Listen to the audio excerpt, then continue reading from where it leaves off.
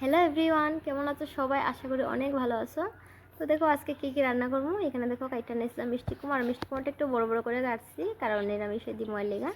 আর এখানে দেখো সব জাতের সবজি কাইটা নিয়েছি। এখানে হইতেছে বাঁশকুড়ুল যা যা আছে আর কি, তো সবটাই দিয়ে দিচ্ছি একটু একটু।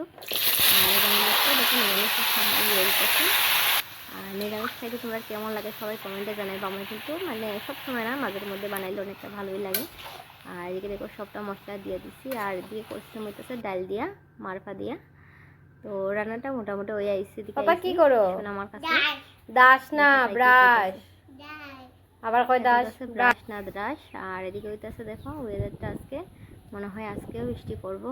আর দেখি প্রচুর বাতাস, মানে কাপড় চোপড় শুকা দেওয়া যাইতেছে না আর কি। এদিকে তুলতাছি আবার এদিকে পড়া যায়, এমন অবস্থা।